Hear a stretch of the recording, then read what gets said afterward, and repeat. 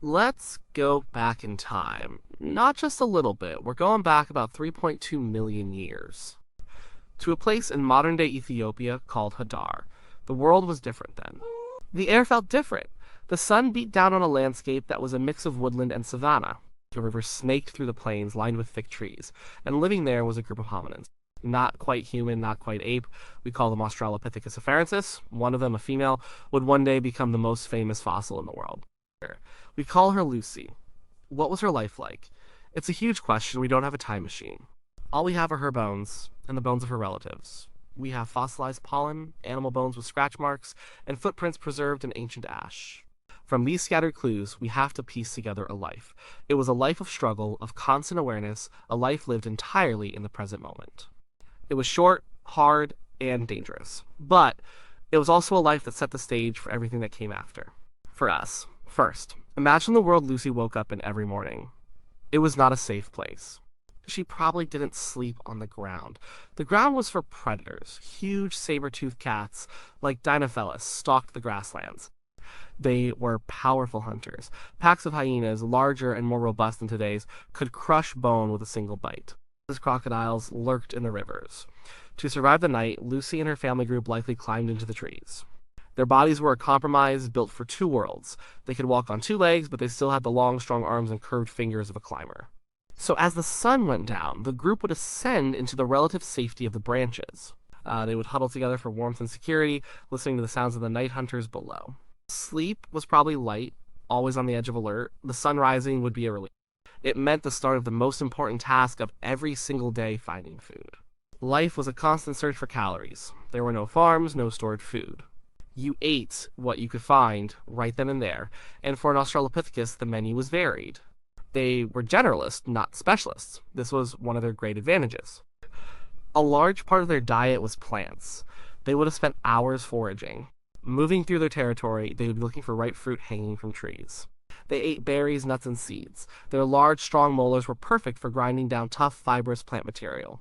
Think of them like a powerful set of millstones. Chemical analysis of their tooth enamel confirms this. It shows they ate a lot of C4 plants, which are types of grasses and sedges common in open environments. This means they weren't just living in the forest, they were venturing out into the grasslands. You're out on the savanna, they could find other food sources. They dug for roots and tubers. These are like underground potatoes full of energy, but hard to get. Lucy didn't have a shovel. She might have used a simple stick or just her bare hands to dig into the hard soil. They would have eaten insects too. Termites are a great source of protein, so are grubs and ants. It might not sound appealing to us, but for them, it was a valuable meal. They probably ate eggs they found in nests on the ground or in low branches. What about meat? This is a more complicated question. Australopithecus was not a mighty hunter. They didn't have spears or bows, they were small. Lucy was only about 3.5 feet tall.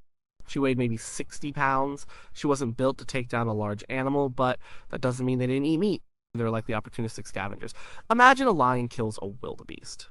After the lion has eaten its fill, other predators move in. The hyenas come, and the vultures circle overhead. In this dangerous crowd, a small group of Australopithecus might see an opportunity. They could wait for a lull, then dash in.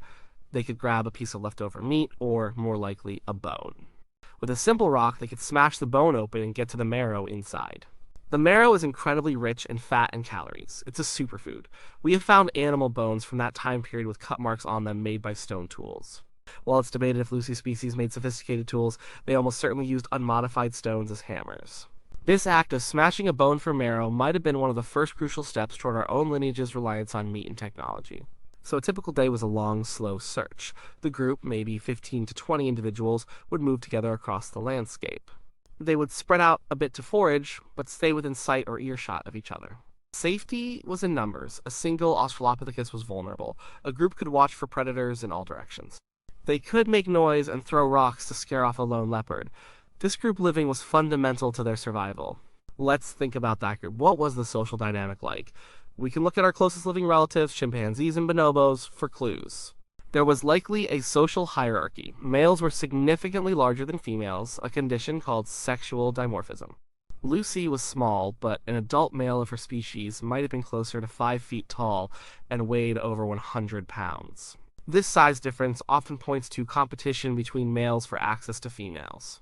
There might have been a dominant male or a few high-ranking males who had more mating opportunities.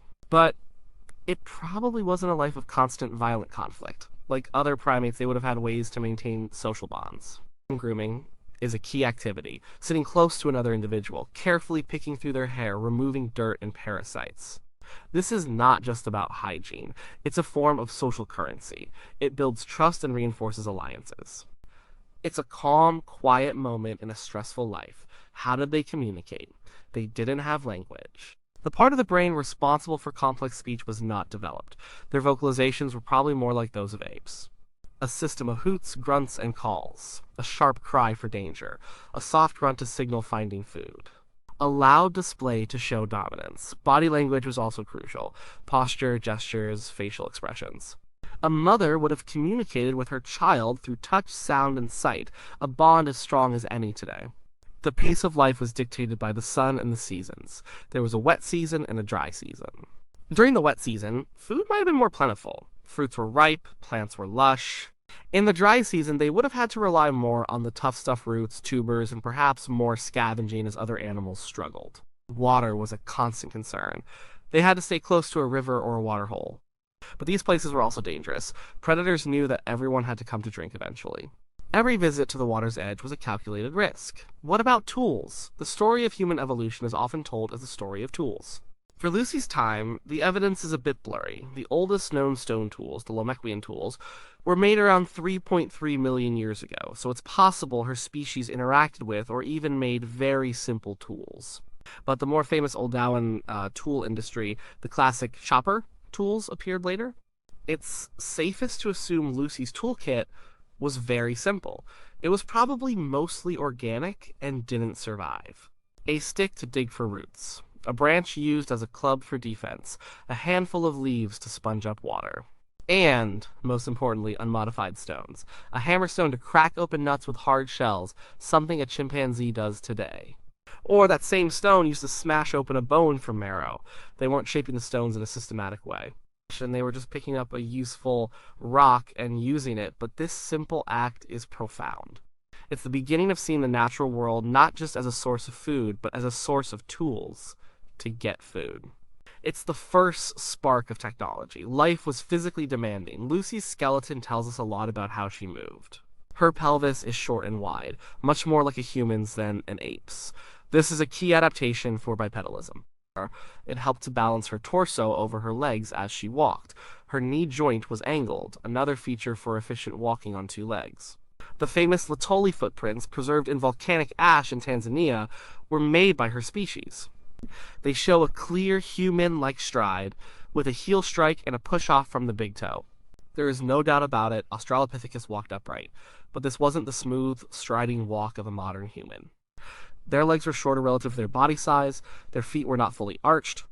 They probably walked with a slightly different gait, perhaps with more bent knees and hips. It would have been less efficient for long-distance running than our own stride. And they hadn't fully abandoned the trees. Her long arms, the powerful shoulder joint, the curved finger and toe bones all screamed climber. This makes perfect sense. Walking on two legs was a huge advantage on the ground. It freed the hands to carry food or to carry an infant. It helped them see over tall grass to spot predators or food sources. But when a predator appeared, the fastest escape was often straight up. So she lived a dual life. She foraged on the ground, but slept, rested, and escaped in the trees. Her body was a beautiful, functional compromise between an ancestral, tree-dwelling past and a new, terrestrial future. This life left its mark on her bones. She had arthritis in her vertebrae. Many other Australopithecus fossils show signs of injury and disease. Life expectancy was short. If you made it out of infancy, you might live to be 25 or 30. Very few would have seen what we would consider old age. Death could come in many ways. A predator's attack, an infection from a small cut, a broken bone that never healed properly. Starvation during a tough dry season. Childbirth was also incredibly dangerous for the mother and the infant. Lucy herself gives us a clue about how her life might have ended. A study of the fractures on her skeleton suggests she died from a fall. The breaks on her arms, shoulder, pelvis, and ankle are consistent with a massive vertical fall onto a hard surface. The theory is that she fell from a tall tree. Perhaps she was sleeping and lost her footing. Perhaps she was trying to escape a predator. We'll never know for sure, but it's a powerful reminder of the ever-present dangers in her world and the importance of her adaptations for climbing. Her life was tied to the trees, and it seems her death was too. What was going on inside her head? This is the hardest question of all. We can't fossilize a thought. Her brain was small, only about a third the size of ours. In terms of volume, it wasn't much larger than a chimpanzee's brain, so we should be careful not to project our own complex human emotions and thoughts onto her. Her world was likely one of immediate concerns: hunger, thirst, fear, the desire for social contact with her group, the bond with her offspring. She was intelligent. She had to be to survive. She had a mental map of her territory, knowing where to find certain plants at certain times of the year. She could assess risk. She could cooperate with others in her group. She could learn by watching her mother and others. But she probably didn't ponder the meaning of the stars. She didn't create art. There is no evidence for ritual or religion. Her mind was focused on the practicalities of survival, day in and day out. She lived in a world of the present. The past was a memory of where food was yesterday. The future was a feeling of hunger that needed to be satisfied soon. There wasn't long-term, complex planning in the way we understand it.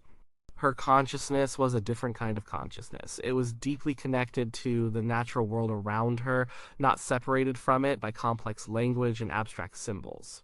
Imagine her sitting at the edge of the forest as the sun sets. She has spent the day foraging with her group. Her belly is full with roots and a few insects. Her child is clinging to her. She is grooming one of her relatives, reinforcing their social bond. She watches the light change over the savannah. She hears a distant roar. She feels a sense of alertness, but also a sense of belonging with her group. This is her entire world. It's a world of senses: the smell of the coming rain, the feel of the evening breeze, the sight of her family around her. It's a complete life, lived on its own terms. It's easy to look at Lucy as just a step on the ladder to us. A primitive, lesser version of a human. But that's the wrong way to think about it. Australopithecus afarensis was an incredibly successful species. They were around for almost 1 million years. That's 4 or 5 times longer than our own species, Homo sapiens, has existed so far. They were not trying to become human. They were perfectly adapted for their time and their place. Well, they found a new way to live, a new niche that no animal had ever exploited before. They combined the old world of the trees with the new world of the open ground.